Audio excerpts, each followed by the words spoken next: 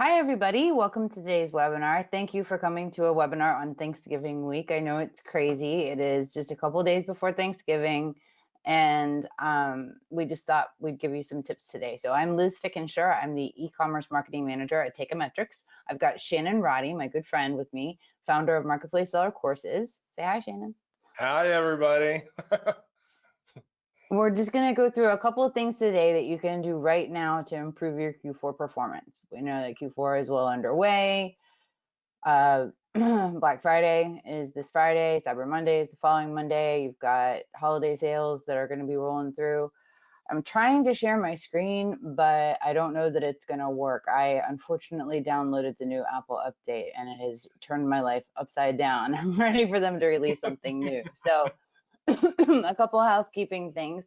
If you've got questions for Shannon or for me, put them in the questions section of GoToWebinar. As we go through each topic, at the end of each section, we're going to address all your questions about that topic. But of course, if you have more questions, we'll do Q&A at the end too. We'll also provide contact information. If you have any other needs, technical needs, drop that in the chat. Let us know, like you can't hear so good, or we're not talking loud enough, or we're talking too fast, or you really don't like my shirt, or whatever. All right, so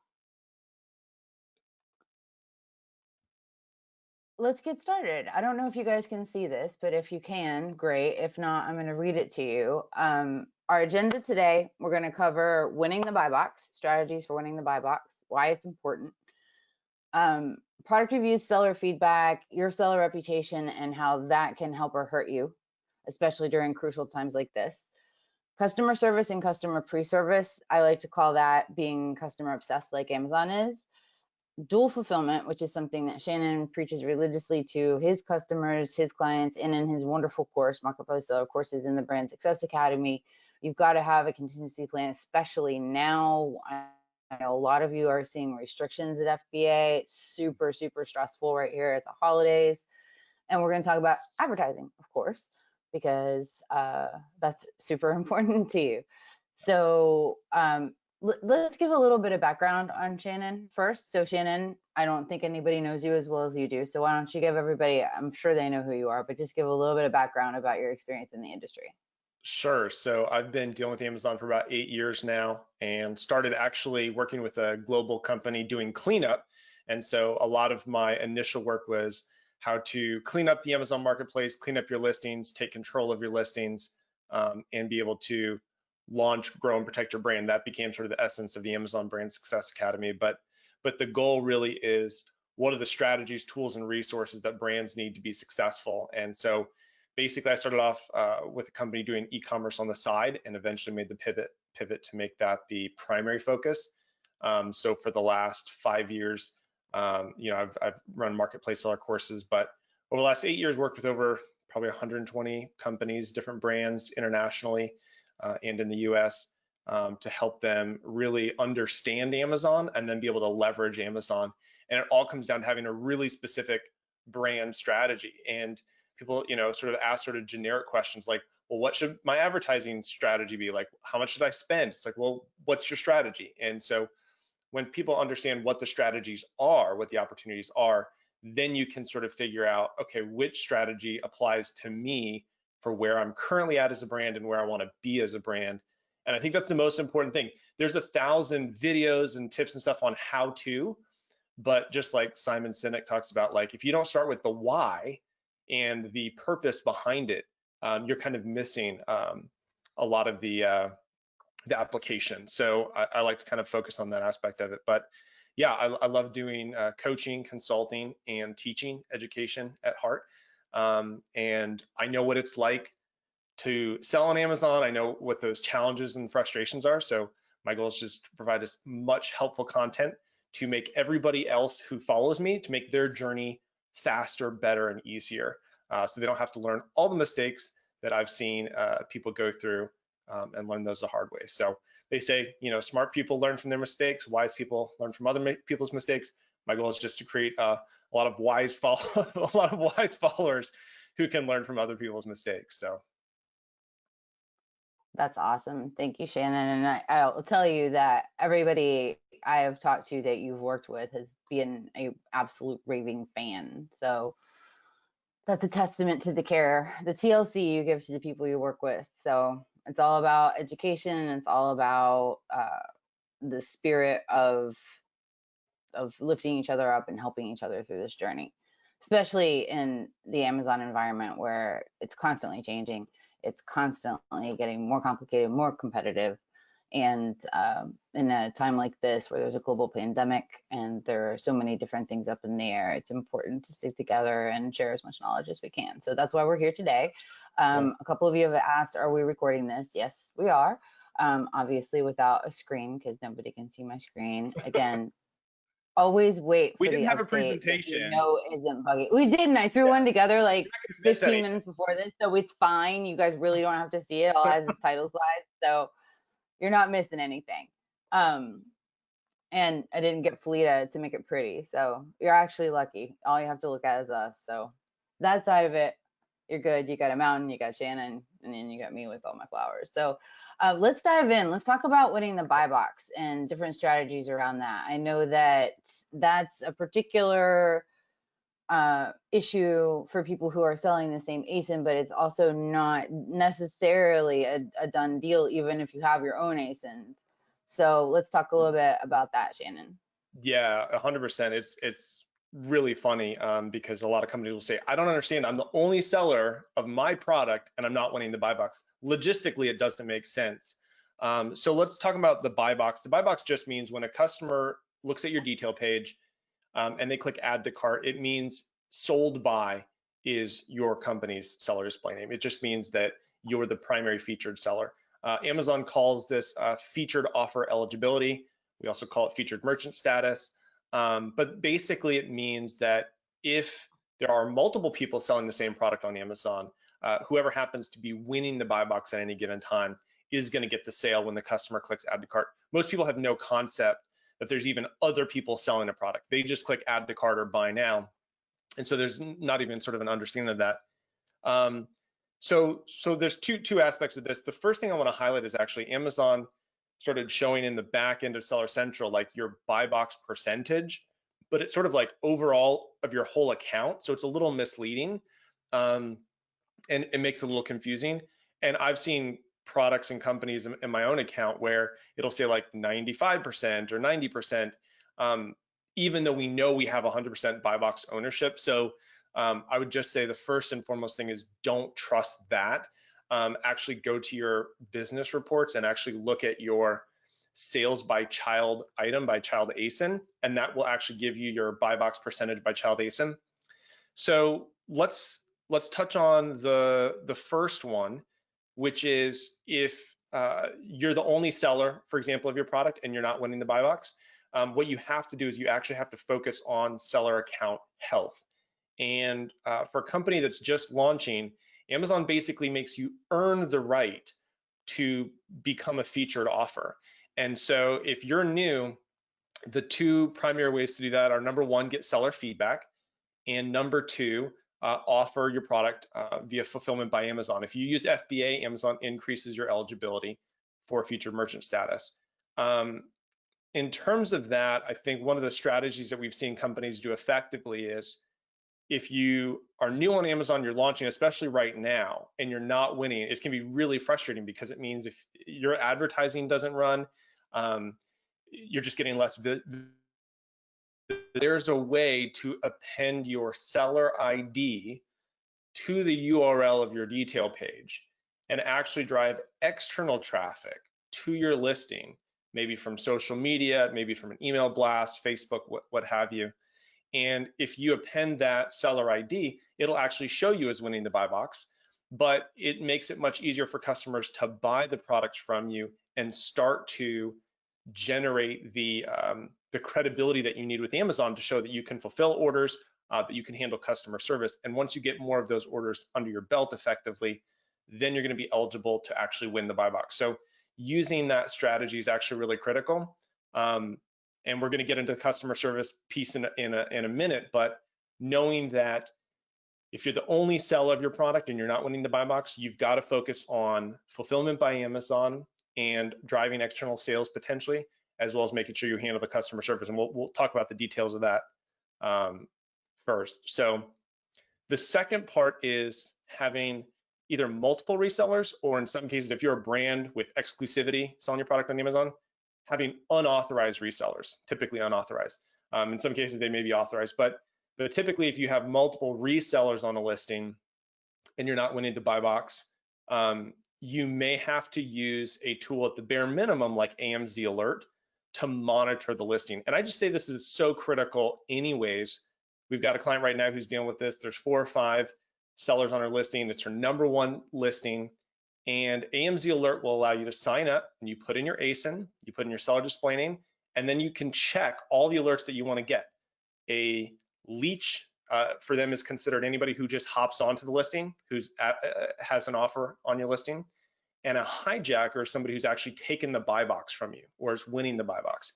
And so to get an email and text alert, the second any of those things changes can be very, very critical.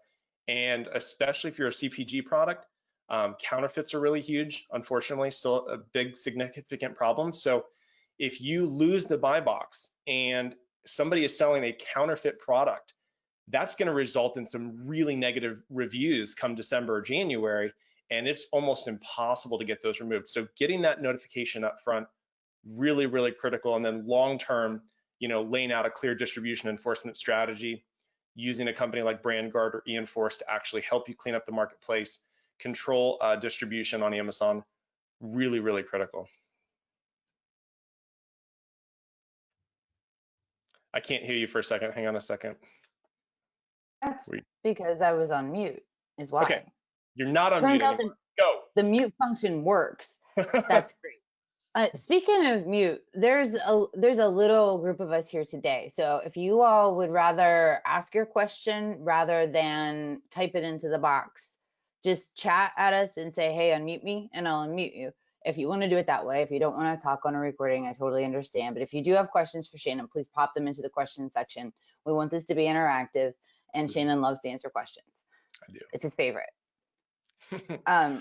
But I'm glad that you mentioned a couple of services and tools, because I think that it will be helpful when we send out this recap and when we write this up to give links to those and tell people like AMZ Alerts is a great service. BrandGuard, Joe Kovacs's company, is a great company. They really help you find your unauthorized sellers. They help you go to bat against them. So these are resources. That's the great thing about Shannon, is not only is he a fantastic resources, but he also knows a whole bunch of resources that will help you. So that's great. And AMZ Alert, like distribution enforcement takes time, but AMZ Alert is something you can sign up for today, add your ASINs, and literally have that activated within a couple hours. And again, we've been able to avoid loss of sales, in some cases tens of thousands of dollars, simply by getting an alert. And it can be anything from your listing gets suppressed to your account got suspended. I mean, there's so many things that can actually cause that. And Amazon, oftentimes, they don't even send you a notification. They'll say, oh, we sent you a performance notification, didn't even get anything. So having AMZ Alert to give you that almost immediate feedback, like I said, typically less than 15 minutes. You'll get a text message or an email notification or both based on what your preference is. I like to think of it in terms of this. We are trying to deal with prevention and intervention. Prevention is avoiding a problem before it happens. Intervention is, okay, it's already happened. What do we do now? And obviously prevention is cheaper, but being able to respond quickly, equally as effective and way more cost effective than learning about it 2 weeks later. Oh my gosh, my best selling ASIN was down for Black Friday, essentially. We do have a question, and that's around how brand registry might impact winning the buy box. Does it help? Does it not help? It has no effect, no impact whatsoever. Yeah. That's a bummer. I'm just gonna say. Is, but yeah, it's a good question, and that's why all those other surrounding strategies, tools, and resources are so important, right? You can't just do one thing. I always say selling on Amazon is doing 128 things right. And you got to check all those boxes to make sure that you've got all that taken care of. So Well, and Amazon's super protective of the actual what the algorithm that determines the buy box, and I think it changes from time to time too. I remember back in my days with Ecom Engine, there was a time where your order defect rate was one of the big factors in winning the buy box. I don't know if that's the case anymore. I think they are changing it constantly so that nobody can game the system. Right. Um, a follow-up question to the brand registry question, does a seller need brand registry to force other sellers to get off of their products on Amazon? So in order to say, hey, that's an unauthorized reseller, do you have to have brand registry? Good question. Short answer is no. Uh, Effective distribution enforcement has more to do with having a registered trademark, which is a prerequisite for brand registry, but you can have a trademark and not apply for brand registry or not enroll. I don't know why you wouldn't, but the trademark is actually the most important part to having a distribution enforcement strategy, and then followed up with typically a warranty plus your trademark is actually what creates that material difference between what you're selling and an unauthorized reseller is selling. And there's different aspects of having distribution enforcement agreements with resellers, with different stores that you sell to. Some will sign them, some won't. But having some aspects of MAP or distribution enforcement saying, hey, you can't sell on Amazon, and when you sell on these other marketplaces or on your own website, you can't sell or offer it below this pricing. You can't advertise below this pricing.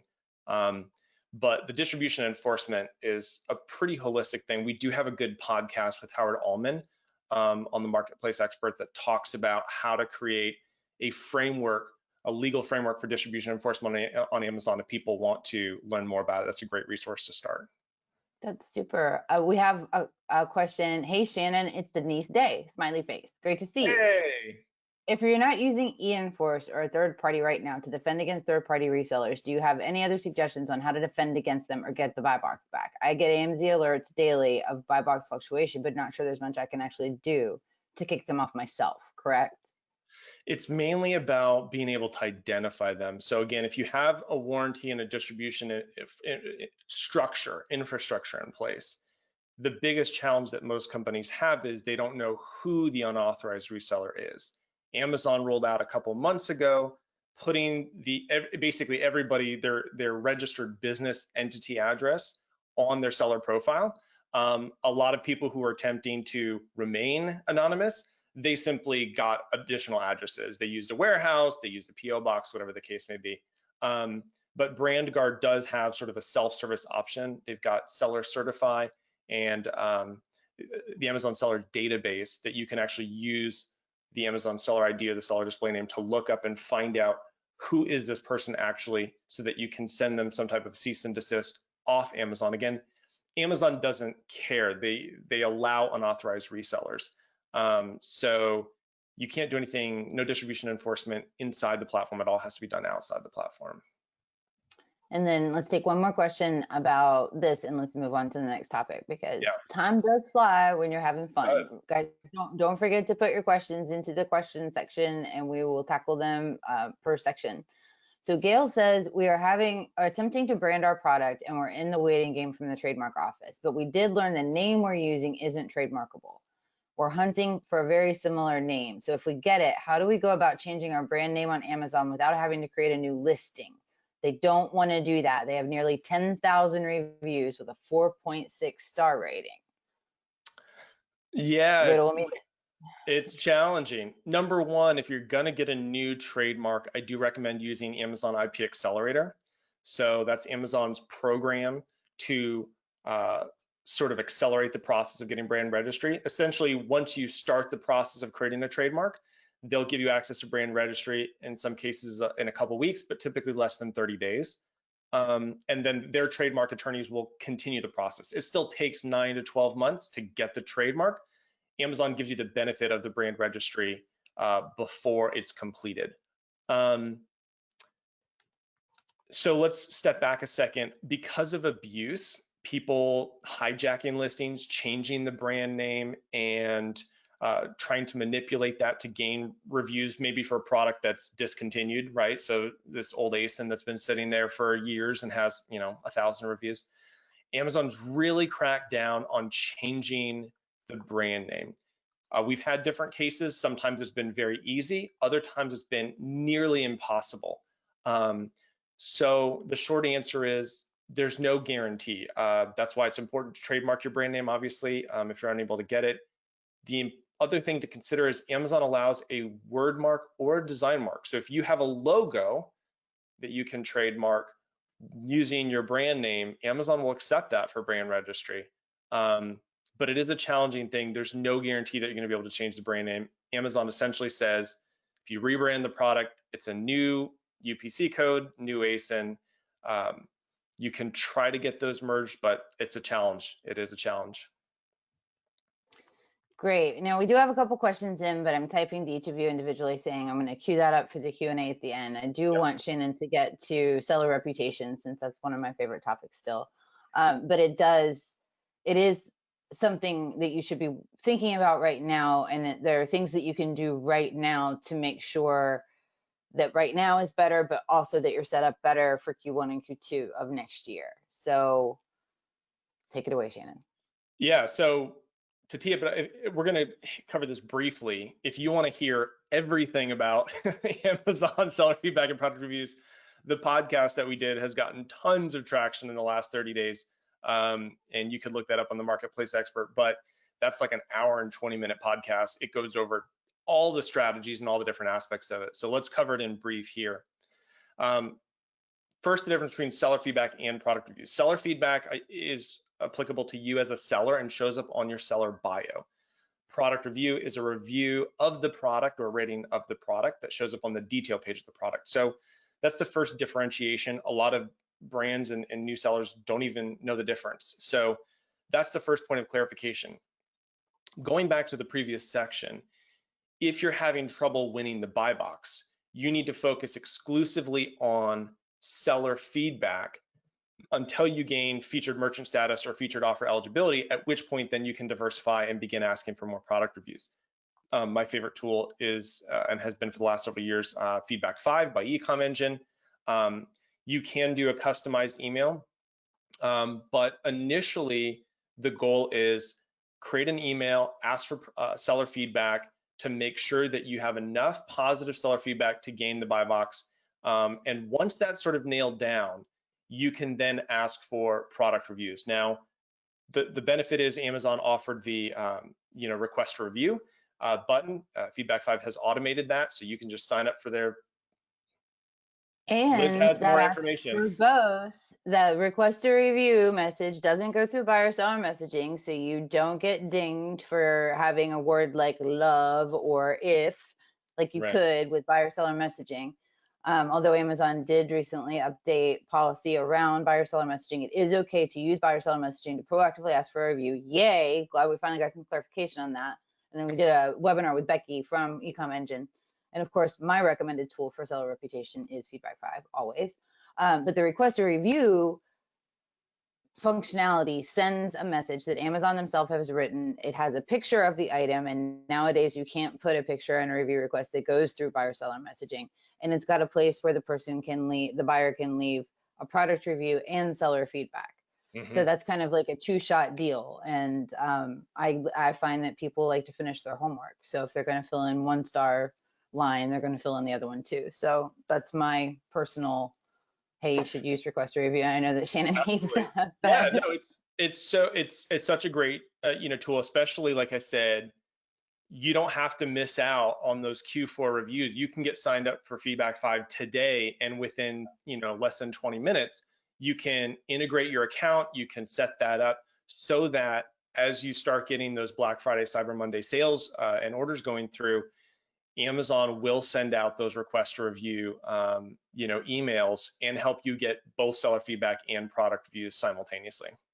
And if you import orders, the eligible orders, it will also ask for the same for previous orders, as long as you haven't already done a request. So that's a good way to kind of get a backlog up. And I know that Ecom Engine released some data not too long ago that said that they were seeing really good results from the request to review automation. So that's something that as I talk to people, on a day-to-day basis, I'm recommending it doesn't hurt to be proactive. In fact, it's crucial to be proactive about your seller reputation.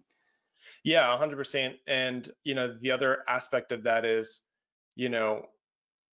do something. If you're not sure what to do, at bare minimum, do something and sign up and do the request a review button. But I think that's a great place to start. Also, if you happen for any reason to get buyer seller messaging restrictions, you can still use the request a review automation. We had different clients for a couple different reasons get it. For emails they had written 3 or 4 years ago when it was fine, and they just hadn't revised them. They hadn't gone back through. So if you have for any reason even temporarily been restricted from buyer seller messaging, use the request a review button until that's completed, and then you can decide on your strategy. Anything else you want to cover on that, or should we move on to customer service? We do have a question. We're getting some negative product reviews as seller feedback, and we want to stop that. How can we stop that? Negative product reviews as seller feedback, it happens. Because again, most sellers don't know the difference. Customers really don't know the difference. The simplest thing you can do is actually create a case, and you do that right in your seller profile, is actually request that Amazon remove them, for the reason being this is essentially just a product review. And there's a way, they make it pretty simple, and they just use an algorithm to determine it. 90% of the time, they'll just stricken it. So if it has certain keywords in there that would indicate product review as opposed to it was delivered late, or the product was damaged, those kind of things.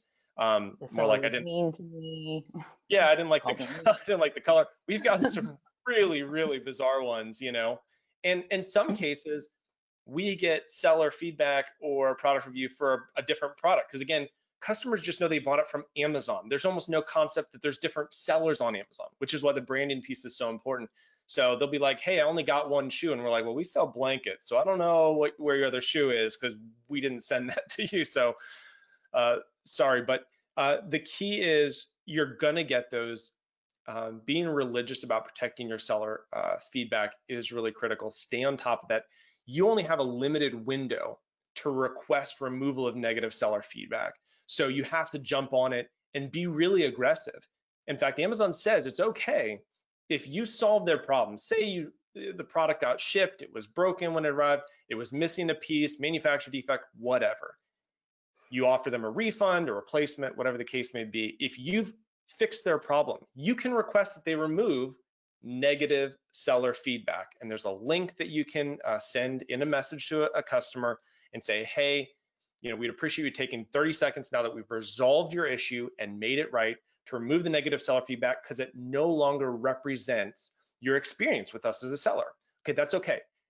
Not okay to ask customers to remove negative product reviews. Very different. So you can only do it with negative seller feedback, but you have to be proactive about that. There's no way to completely prevent customers from not leaving product reviews and seller feedback.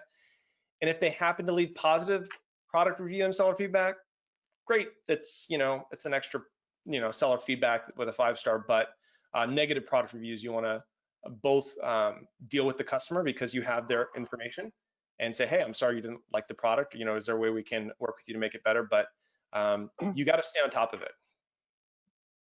So what do you do when you've got the wrong product review and the wrong ASIN? Can you also, just like with seller feedback that is actually a product review, can you open a case, or what do you recommend? Because our friend that is having the product review as feedback issues, also getting the wrong reviews on the wrong ASINs.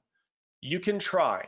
Extremely difficult. Very rarely will Amazon remove a negative product review. They've just seen too much manipulation with people trying to remove negative product reviews for illegitimate reasons. So you could certainly open up a case. Well, I've even not necessarily seen them be negative reviews. I've seen positive reviews on one ASIN that are for a completely different product.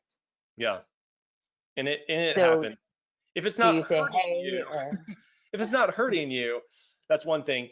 Two things that you can do. One is respond to the comment.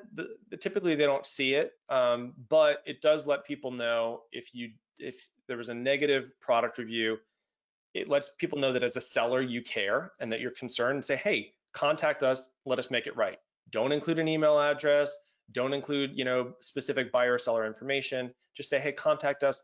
We're committed to customer service and making sure our customers are happy. What a wonderful transition.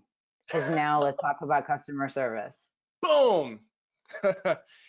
They all go hand in hand. Amazon's goal is to be the most consumer-centric company in the world.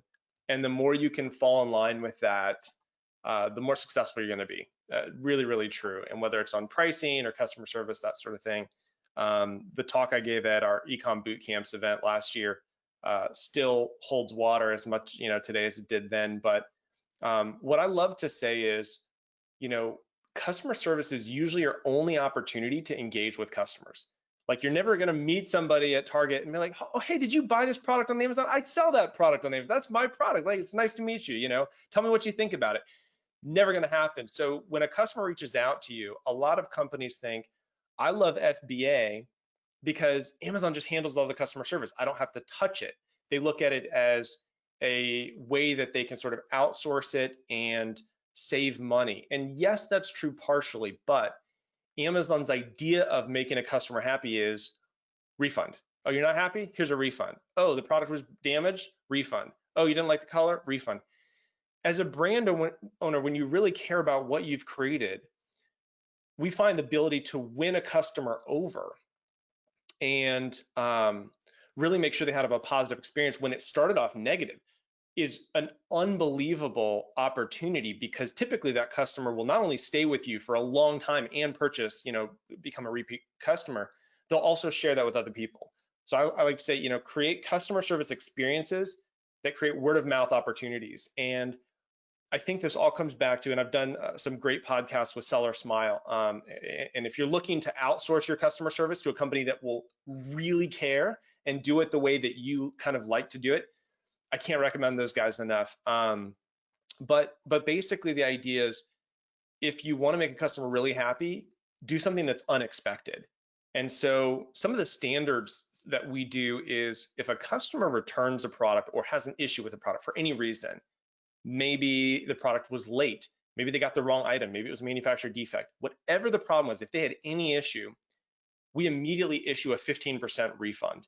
Now that can change based on your profit margins, the cost of the product, whatever, but we immediately issue a 15% refund.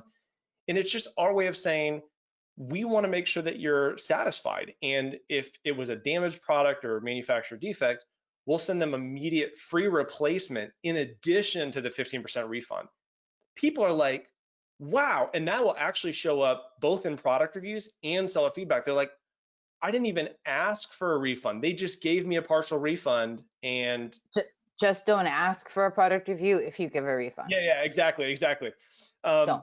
But it's spontaneous. Like, that's what people want, is real feedback. And customer service is your one opportunity to emotionally engage with somebody who is literally funding your company. So if you think of like a company that has venture capitalists, and they come in the room, you're going to want to lay the red carpet out for them. Well, your customers are your venture capitalists. They're just paying for it one order at a time. And so we want to do the same thing. We want to have the same mentality to lay out and roll out the red carpet for them and make sure they have a good experience. The other thing, just in terms of logistics, again, Feedback 5, you can set up alerts for product reviews and seller feedback. So you can just get an email either when it happens or just a daily summation. That's going to help you stay on top of it. But in terms of customer service, the number one thing, especially right now, you've got to respond to messages in less than 24 hours, and typically less. I would say if you don't have the ability to do it in-house, hire somebody part-time who can at bare minimum answer basic questions, respond to those messages. Because if you go over your limit, Amazon can do a lot of bad things, including restricting buyer-seller messaging, and most importantly and critically, they can suspend your account for not following up with customers. And so being consumer-centric will keep you in line with Amazon policy and in Amazon's good graces, and it really does increase sales. The minimal amount that you give out in terms of a partial refund or sending a quick replacement to a customer who had a bad experience pays dividends. Awesome. Let's talk a little bit about dual fulfillment. I do want to get to advertising. We do have a couple questions for Q&A at the end. And again, time does fly if you're having fun. Does anybody have any questions about customer service? Because If you do, we can take a couple right now, or pop them in the question section and we'll put them at the Q&A at the end. And All right, let's talk about dual fulfillment. I have one last one. One last. Yeah, before we go on. If sometimes customers just respond and say, thank you, like, or I received the product, you know, I appreciate it. People don't know that you have to actually respond to that, or there's a little checkbox that says mark as no response needed. So again, you have to either respond to every email, or if a customer responds to you, mark as no response needed. So Amazon knows that that issue is cleared up from the customer standpoint. So a little pro tip to make sure you stay in line with TOS. Don't want to get dinged for being non-responsive. So I have been talking to several brands this week about the fact that they are not being able to ship things into FBA. A couple people said that their listings had been just switched over to merchant fulfilled. What's up with that? I haven't seen listings get switched over to merchant fulfilled, but we always recommend it, you know, especially for any sort of brand or business owner, if you've got a warehouse that's fulfilling your Shopify orders, for example, that you create dual SKUs for dual fulfillment. And we like to do it like if you have a product SKU, that's going to be your merchant fulfilled, because typically that's going to tie into your inventory system. And then for your FBA, use the exact same SKU and then just put -FBA. And that lets you know visually that these are your FBA SKUs, these are your merchant fulfilled. And the way I look at it is you always want to have a contingency plan. You always want to have a backup. So let's start 30,000 foot big picture view. If you're on Vendor Central, you want to have a Seller Central account as a backup. You want to have that set up and running, because we're running into vendors right now. Amazon's not issuing POs. They're turning off some of their drop ship options or, you know, self-fulfillment options. And having a Seller Central account creates another alternative that you can fulfill. The one caveat I want to mention, don't sell the same ASIN in both platforms at the same time. But if it goes out of stock on Vendor Central, you can light it up and turn on your Seller Central listing for that product. And then once you're in Seller Central, you want to utilize FBA, obviously, because of the conversion rate, the discoverability, the buyability, all that aspects. But you also want to include a merchant fulfilled SKU. A lot of people don't even know how to do that. The best way, if you only have FBA SKUs set up, the key is on the right-hand side in Seller Central Manage Inventory. Instead of creating a copy or a duplicate, you just click add another condition, or I think add a new condition. And then technically it's the same condition, it's still a new product. But what it does is all you have to put in is the SKU and the price and the fact that it's merchant fulfilled. The benefit to that is you're not contributing conflicting content to the ASIN from two SKUs. So that secondary SKU, whether it's merchant fulfilled or FBA, you just want that to have the SKU and the price in it and the fulfillment method.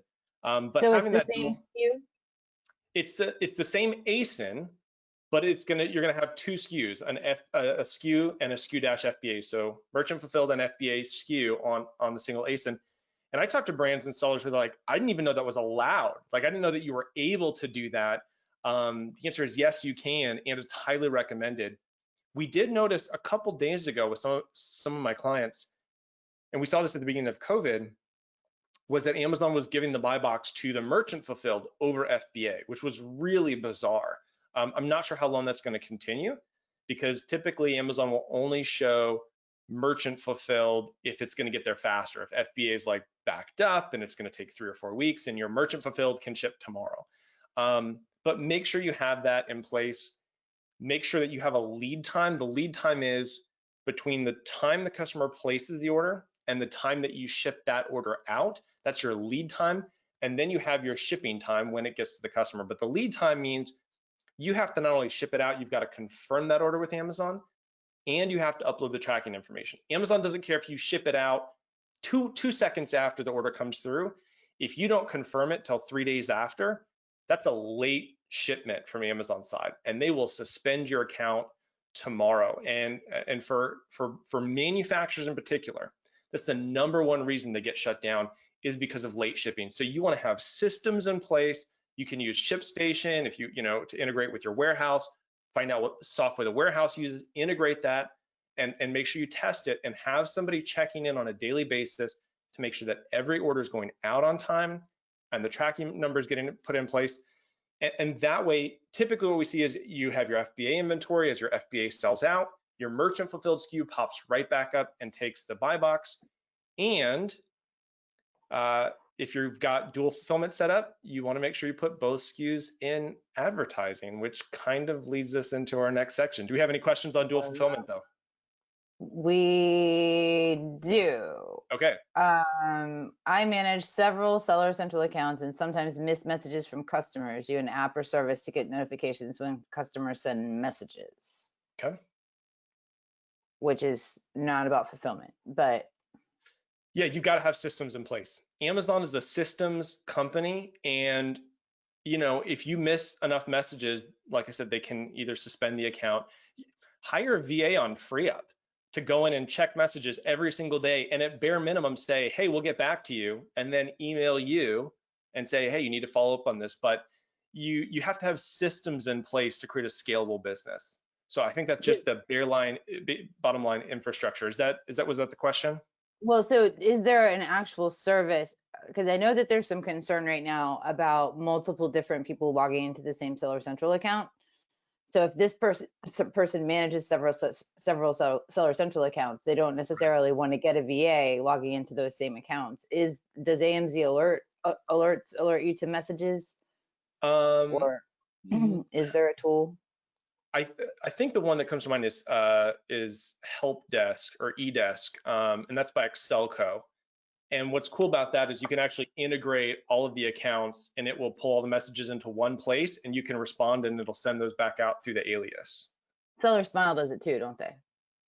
They will handle, yeah, and that's full service. So if you want to do it yourself, you just want a tool, then Excelco, I believe it's called eDesk now, is a great service. If you want to outsource everything and just have somebody else do it, Seller Smile would handle that. But in terms of logging into multiple accounts, as a consultant, as a coach, we see that quite often. Always create alias emails. Gmail makes this really simple. You have a sort of your domain, you can create alias emails. I never logged into the separate accounts with the same email address ever. So, especially if you're an agency owner or consultant, recommend an alias concern, because we have seen situations where so a consultant, that kind of thing, logs into the same accounts with a email address. If one of them gets suspended, it can flag the rest of them. You just kind of want to avoid that headache.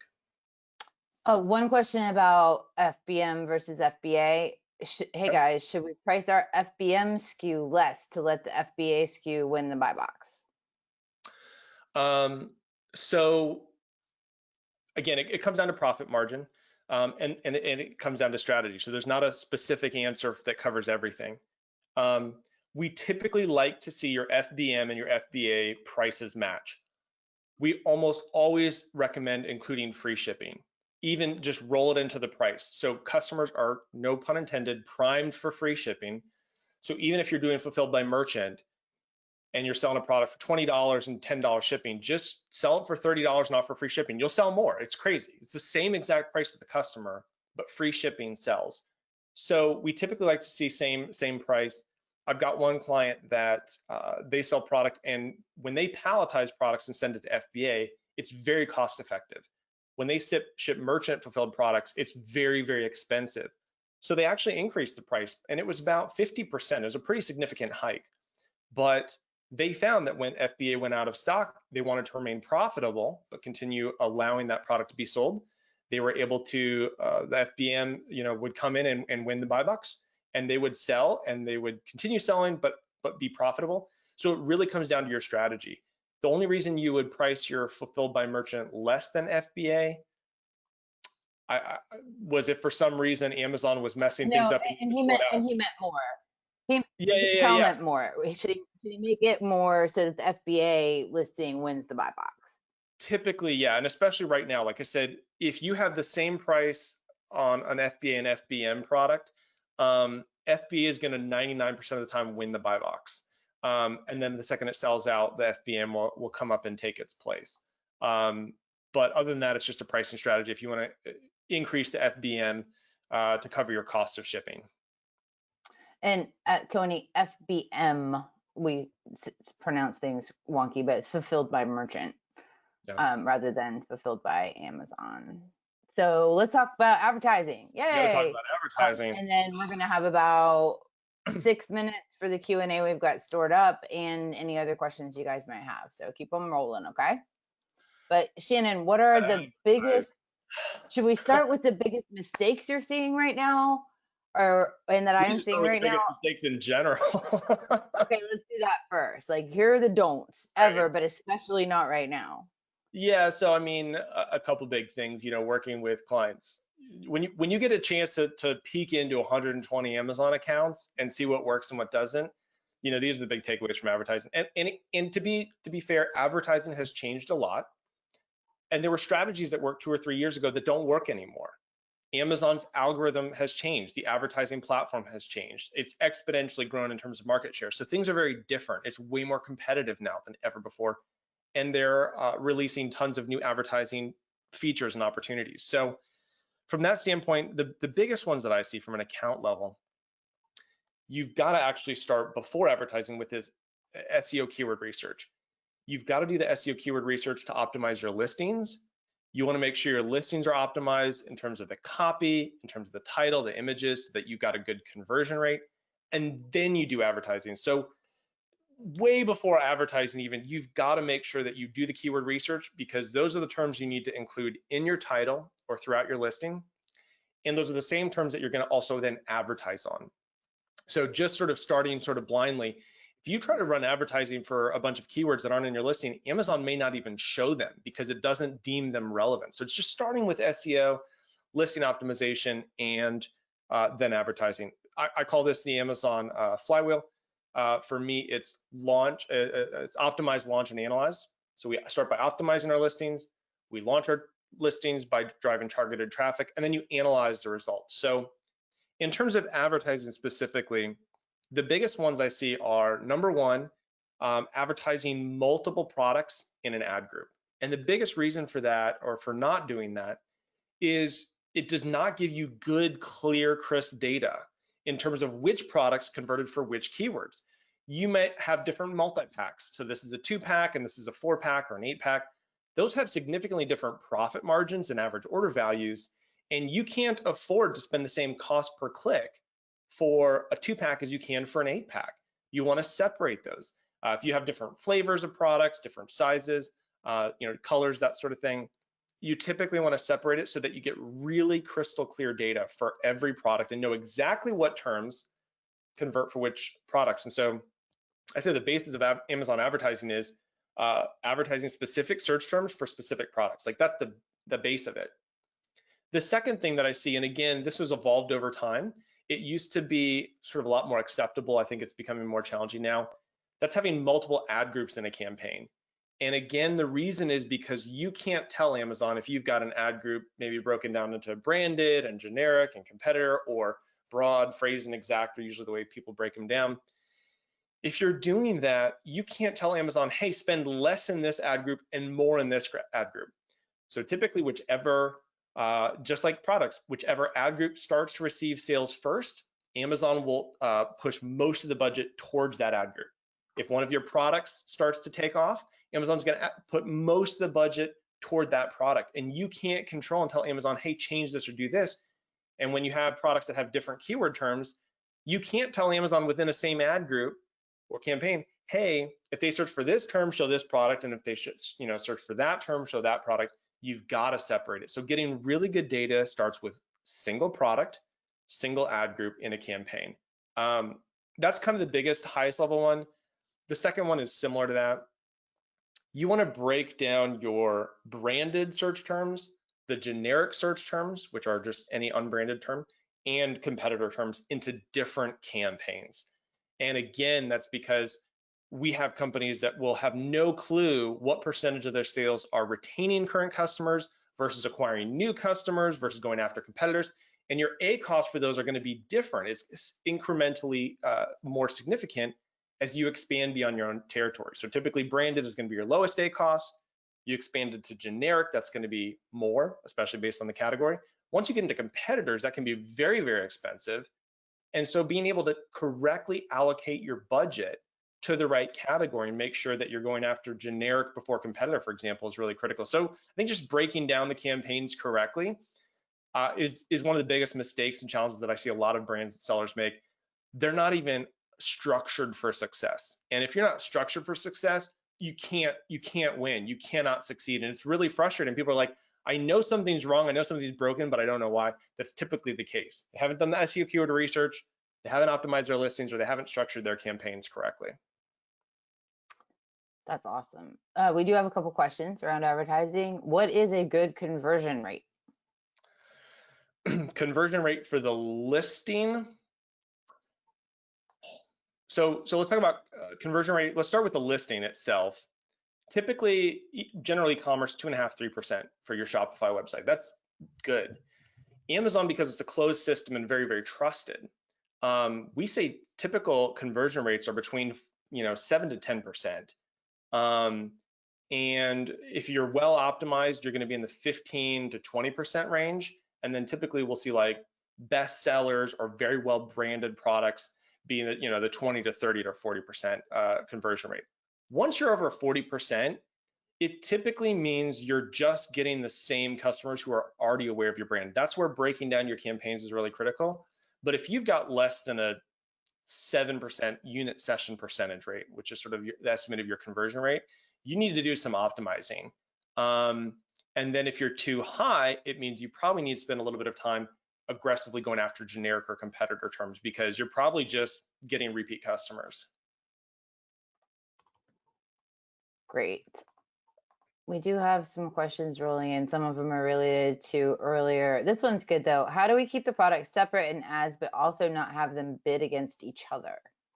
They won't bid against each other. If you have different products advertised in the same account, and especially for sponsored products, there are so many places that those can show up now. You're never going to have a situation where, say for example, you happen to be the only person bidding on this search term and you've got 2 or 3 campaigns. They're not going to bid each other up. Typically the way a bid works is you pay what the second highest bid was willing to pay. So in that case, you will not bid against yourself, and you typically shouldn't worry about it. But again, maybe for a branded search term, if somebody's searching your brand, you just want your 3 best-selling products to show up. And using this method, you can control what those 3 products are, and based on the bid, control what order they show up in. And same for a specific search term. Okay, if they search for this specific search term, I want these 3 products to show up in this order. You can control that. And you don't have to advertise all of your products, and you don't have to advertise all of your products for all of your search terms. You can be selective based on your strategy. Is it to grow, gain market share? Is it to be profitable? Is it to just sort of maintain a baseline on Amazon? So all goes back to strategy. So that's a good, Kyle, I think that helps, right? Holler if that helps. So a series of questions, just breaking down your campaigns like this still apply. No, that's, sorry. I am having trouble organizing my thoughts. You're good. So strategy wise, Kyle asked, would you put all products into each of the following campaigns, branded, competitive, etc., and have an individual campaign or ad group for each unique product, and have a separate campaign for each product for broad phrase and exact match? And I think what you're saying is that that's not what you recommend. You recommend coming up with a strategy, and we'll help you do that here, incidentally, and Shannon will help you do that with us. But it's all about what products you, like, what are you banking on right now? Which products do you want to get in front of eyes right now? And then you come up with a strategy around that. And then once you get your spend under control and once you get your strategy in place, then you can expand your efforts. But I don't recommend creating all of the campaigns and all of the ad groups on all of the ASINs and just letting it run and see what happens. Yeah, so there's the aspect of we're looking for finite ability to get in and dial in and make decisions versus manageability. And that's a big thing. And that's where, tools like Teikametrics can help make that scalable. You could potentially create 50 campaigns for every single product, but that's not manageable, right? And so I think it depends on how many products you have. And if we look at, say, your bestseller, for example, for your bestseller or maybe your top 5 or 10 products, you probably want to have at bare minimum a branded campaign for each individual product and a generic campaign for each individual product. And then for ones that you feel like we're guarding our branded terms, we're dominating in generic, now we actually want to go aggressively after our competitors, either doing product attribute targeting or advertising on competitor search terms. That would be a separate campaign again for each product, because your products are going to convert differently. The second you start throwing multiple products in the same ad groups or campaigns, it gets messy. And like I said, the second you add multiple ad groups into a campaign, you cannot tell Amazon where to spend more or less budget. If you ask 1,000 different advertising consultants, they will give you 1,000 different answers. It goes across the board. It's about what works for you, but I'm just sharing simple best practices. And at bare minimum, just set up your generic. You don't even have to go after competitors right now. It's typically recommended to go after your branded, because again, brand protection, lowest A cost. But then look at what is your goal? Is it to grow and be profitable? To grow or be profitable? Because advertising, I would say typically it's either growth or profitability, and you can't do both at the same time. You've got to choose one or the other. Grow, get to a certain level, and then work on optimizing for profitability. But you typically can't do both. So you kind of got to decide where you're at right now. There are a couple of really tactical questions about advertising. I think that we'll follow up with those in the blog post that we're going to write about that. We have a couple more general questions about earlier topics. So let's tackle a couple of those. So going way back to the beginning, someone said, sometimes if I need something changed on a product page that I've been unsuccessful in changing, Amazon support will tell me to submit a full update product feed to change the attribute. Could this hurt my ranking or my listing if I perform a full update to a well-performing ASIN? I'm always hesitant to upload these. Same thing with linking my product to my brand. They always say to submit a full product update. Yes, it should not hurt. And primarily if you are downloading the category listing report, so you have to contact the catalog department and ask them to activate a category listing report.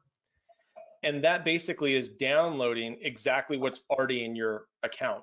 So if what's in your Seller Central already is displaying correctly on the detail page, downloading the category listing report and re-uploading the exact same file shouldn't hurt or change anything. All it should do is force through some of those changes. That said, anytime you make any changes, because it sounds like there's a change that you want to make on the detail page that's not displaying, anytime you make changes with your listing, Amazon's going to re-index it. And yes, it can impact your ratings. If you're updating images, recommend using a tool like PickFu to A/B test with a sort of an audience before you upload those to Amazon. Making sure that you do SEO keyword research, that you've done the product review research to know what really it triggers the customers' buttons to make them want to buy the product. So it really comes down to listing optimization strategy sort of in general. But yes, if you are activating brand registry or needing to push through an update, activating the category listing report, downloading and uploading, it's going to put in the exact same information that's already in your Seller Central account. It shouldn't change things too drastically. Awesome. Okay, we only have a couple more minutes, but this one, buy box question. Amazon has suppressed the buy box due to pricing and brand health via a competitive price somewhere online. How do we battle this and get the buy box when we cannot find where the competitive price is, and also they're not including shipping in that pricing? So this comes back to number one. Super frustrating. Make sure that you're including free shipping with your pricing. So that could be part of it. And then the second part is look up the UPC code and just put it into Google, and that'll typically show you the top e-commerce websites. I did this with a brand the other month. They're like, our vendor central price is going down and we can't figure it out, and Amazon won't bring it back up. Or on the Seller Central side, they just remove the buy box from you. If you take the UPC code, because Amazon's Amabots, that's what they're doing. They're scouring the internet for the UPC code and looking for the product off Amazon, seeing where it is. We see a lot of competition between Amazon and Walmart. Obviously, Walmart in some cases was matching the price of the subscribe and save for Amazon, which is really bad because obviously that's not the selling price. And so you've got to you've got to do distribution enforcement. You've got to have minimum advertised pricing agreements in place with all of the resellers across all platforms. Being able to control your line of distribution is really critical. This is awesome. Well, we've gotten a lot of great feedback. So thank you guys so much for coming to a webinar on the week of Thanksgiving in the middle of Q4 before an unprecedented Cyber Week situation. We had a couple more questions. I don't think that we really have time for them. I'm sorry for that. We'll try to include as much of that information as possible in any follow-up information. I'm really hoping this recorded with our faces on it, but again, big surplus GoToWebinar, not so good. At least you should have our voices, and I'll throw some really fun images in it, or maybe you'll just see the slide. Who knows what will happen. But Shannon, thank you so much. Thanks so much for having me, Liz. If you want to contact Shannon, it's shannon@marketplacesellercourses.com.